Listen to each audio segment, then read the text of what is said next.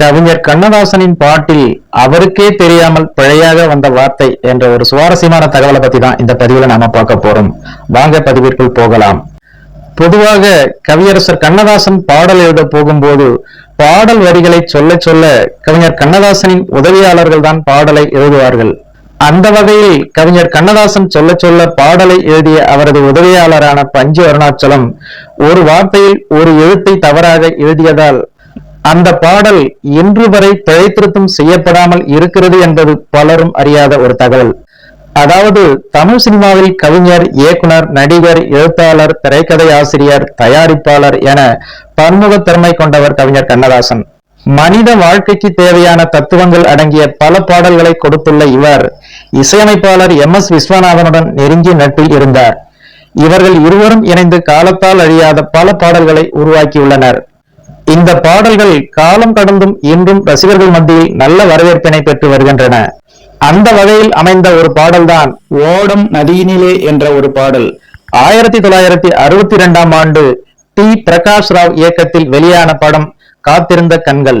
சாவித்ரி, ஜெமினி கணேசன் இணைந்து நடித்த இந்த திரைப்படத்திற்கு விஸ்வநாதன், ராமமூர்த்தி இணைந்து இசையமைக்க கவியரசர் கண்ணதாசன் பாடல்களை எழுதியுள்ளார். பாடல்கள் அனைத்தும் ரசிகர்கள் மத்தியில் நல்ல வரவேற்பை பெற்றிருந்தது. குறிப்பாக ஓடும் நதியினிலே என்ற பாடல் பலரின் கவனத்தை ஈர்த்தது. பொதுவாக கவிஞர் கண்ணதாசன் பாடல் எழுத போகும்போது பாடல் வரிகளை கண்ணதாசன் சொல்ல சொல்ல கண்ணதாசனின் உதவியாளர்கள் தான் பாடலை எழுதுவார்கள்.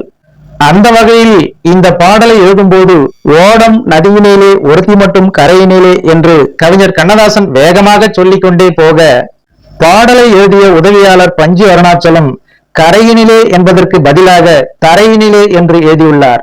இசையமைப்பாளர் MS விஸ்வநாதனும் டியூனுக்கு வார்த்தை கிடைக்கிறதா என்பதை மட்டுமே சரிபார்த்துவிட்டு பாடலை பதிவு செய்துள்ளார்.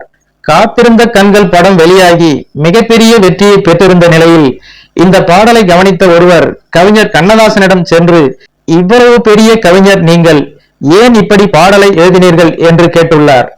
ஏன், என்னாச்சு, நல்லாத்தானே எழுதியிருக்கிறேன் என்று கவிஞர் கண்ணதாசன் சொல்ல, ஓடம் நதியினிலே என்று சொல்லிவிட்டு ஒருத்தி மட்டும் தரையினிலே என்றால் என்ன அர்த்தம் கவிஞரே என்று கேட்க, என்னது அப்படியா உள்ளது என்று அப்போதுதான் தனது தவறை உணர்ந்துள்ளார் கவியரசர் கண்ணதாசன். அதன் பிறகு இந்த பாடலை மீண்டும் ரெக்கார்ட் செய்ய வேண்டும் என்று கவிஞர் கண்ணதாசன் சொன்னாலும் அந்த காலத்தில் பாடல் பாடும்போது ஒரு பிழை ஏற்பட்டாலும் அந்த முழு பாடலையும் மீண்டும் பாட வேண்டிய சூழல் இருந்ததால் அதிகமாக செலவாகும் என்று கூறி, வேண்டாம், யாராவது கேட்டால் சொல்லிக் கொள்வோம் என்று கரையினிலே என்பதை தரையினிலே என்றே பாடலில் வைக்க ஒப்புக்கொண்டுள்ளார். இந்த பாடல் இன்னும் அதே வார்த்தையில் தான் இருக்கிறது என்பது குறிப்பிடத்தக்கது.